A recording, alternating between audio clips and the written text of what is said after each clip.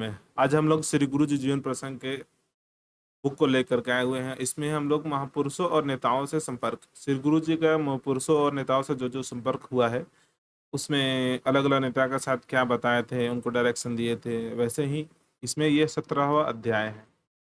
हिंदू शब्द में किसी का खंडन कहाँ, यानी हिंदू शब्द है उसमें किसी का खंडन नहीं है, उस सभी उसमें समाये हुए हैं, ऐसा इस शीर्षक में बताया जा रहा है। अभी तक हम लोग दो पुस्तकें एक साथ चल रही है, श्री गुरु जीवन प्रसंग और पत्र स्वरूप श्री गुरु जी। पत्र स्वरूप श्री गुरु जी हमारे ज्वाइन मेंबरशिप वालों के लिए है, तो आप उसमें ज्वाइन कर सकते हैं और ज्वाइन करके आप उसमें ज्वाइन मेंबरशिप में जुड़ सकते हैं। पत्र स्वरूप श्री गुरु जी और इस पुस्तक का ई बुक चाहिए हो तो हमें टेलीग्राम चैनल पर मैसेज कर दीजिए, हम आपको ई बुक सेंड कर देंगे। बात तब की है जब वायुयान सेवा चल रही थी। कलम का अस्तित्व कल्पना तक में नहीं था, यानी वायुयान का बनाने का और इंडिया में वो नई नई व्यवस्था चल रही थी, और पालम का जो बनाना है उस कल्पना इमेजिनरी था। इंडिया के लिए इतनी बड़ी एयरपोर्ट और ये सब बनाना इमेजिनरी था।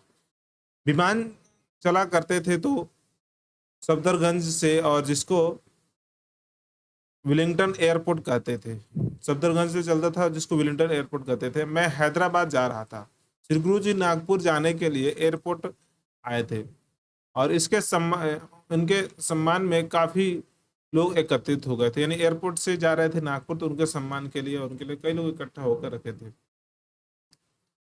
हंसराज गुप्त ने कहा मेरा परिचय श्री गुरु जी से करवाया, और हंसराज गुप्त ने वहां पर उनका परिचय कराया। विमान में मुझे विस्मय हुआ कि श्री गुरु जी उठकर मेरे पास आकर बैठ गए और कहने लगे, जैनेन्द्र, मैं तुम्हें जानता हूँ।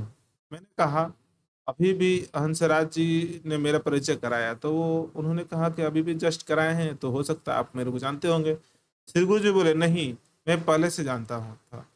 मैंने कहा, साक्षात्कार पहले कभी हुआ तो हुआ हो, मुझे कोई ऐसा जान नहीं है, यानी उनको जानकारी नहीं है कि पहले हम मिले हैं या नहीं मिले हैं। वे बोले, डॉक्टर हेडगेवार जी, हेडगेवार डायरी लिखा करते थे, वो हम मैंने पढ़ी थी, उसमें तुम्हारा जिक्र कई जगह आया है, इस तरह मैंने तुम्हें जानता हूँ। यानी ये ऐसे आप डायरी में, हेडगेवार जी यानी अपने पहले सरसंघ चालक जी अपने डायरी लिखते थे, और उस डायरी में आपका नाम जिक्र किए थे, तो वो पढ़े होंगे तो आपका नाम पढ़ के वो उनको स्मरण था कि हाँ उनका डायरी में पढ़े हैं, ऐसा वो बता रहे हैं। डॉक्टर हेडगेवार का स्नेह मुझे अवश्य प्राप्त हुआ था। सन 1921 में और सन 1923 में नागपुर गया था, और मुझे याद है कि डॉक्टर साहब ने सहसा स्नेह से अपना लिया था, और आयु आयु में बहुत लंबा अंतर था। मैं 16 या 18 वर्ष का था, किंतु वह अंतर बाधा नहीं लाया था, और यदि मेरे नाम का उल्लेख उनके दैनंदिन में आया हो तो डॉक्टर साहब की कृपा है, कृपया ही मन माननी चाहिए। यानी उनके नाम का जिक्र आया है तो वो बोले कि हमारा अंतर बहुत था, वो एजेड थे, हम 16 वर्ष के लड़के थे, हो सकता है कि उनके साथ में उनके डायरी में नाम आया होगा। ऐसा संघ में भी चलता है, संघ में सामान्य संघ सेवक मुख्य शिक्षक भी 15 साल का होता है, कार्यवाह देखते हैं कि 40-45 साल का होता है, उन दोनों को एक साथ बैठ करके मीटिंग भी करते हैं, तो ऐसा संघ में चलती है। वो कोई नया नहीं था, ये 1925 से ही चली आ रही है, डॉक्टर साहब के समय से ही चली आ रही है। तो ये एक ऐसा एग्जाम्पल हमें डॉक्टर जी के भी डायरी में देख सकते हैं। को लेकर श्री गुरु जी का सहज भाव में आया आ मिले, और उससे मुझसे इस प्रकार का कृतज्ञता का अनुभव जगा दिया। फिर तो काफी बातचीत हुई, और मैंने कहा, आपके सामने से इस्लाम और मुस्लिम हट जाएंगे तो आपके आंदोलन आधार समाप्त हो जाएगी, ऐसा बोल रहे हैं कि अगर हट जाएंगे तो आंदोलन समाप्त हो जाएगी। वे बोले, तुमसे यह कैसे समझ लिया कि हमारा आंदोलन घृणा पर आधारित है।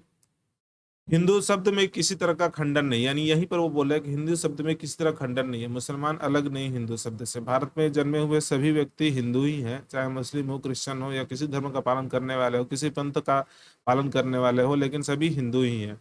अगर हम उसके पक्ष की बात करते हैं तो उसमें इस्लाम या मुस्लिम का विरोध देखना ठीक नहीं है, और हम अपने पक्ष की बात कर रहे हैं तो इसका मतलब ये नहीं कि हिंदू का सपोर्ट कर रहे हैं तो इस्लाम का विरोध कर रहे हैं, ऐसा नहीं है।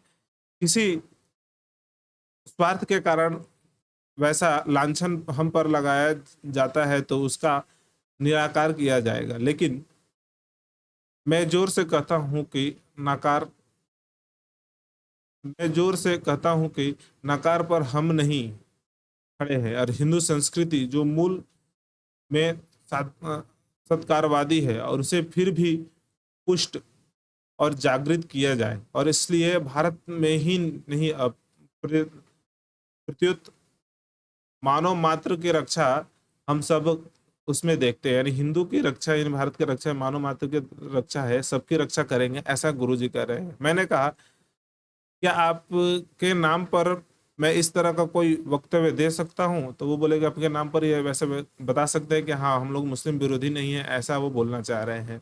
वे बोले जरूर दो, लेकिन मेरे नाम के सहारे से तुम्हें क्यों आवश्यकता है? यानी वो बोले हमारे नाम की आवश्यकता क्यों है, गुरुजी का ही नाम क्यों लेना है, तुम खुद से बताओ कि नहीं हम विरोध नहीं कर रहे हैं। उन्होंने फिर पूछा क्या राह में उतर सकते हो? मैंने व्यवस्था बताई और मुझे हैदराबाद पहुंचना है। तब ये कहने लगे कि वापसी में सीधे मत निकल जाना, नागपुर एक आध दिन के लिए रुक जाना। ऐसा वो बोले कि आप मेरे से मिल लेना, नागपुर में मिल करके फिर चले जाना। अगर आपको वीडियो अच्छी लगी है तो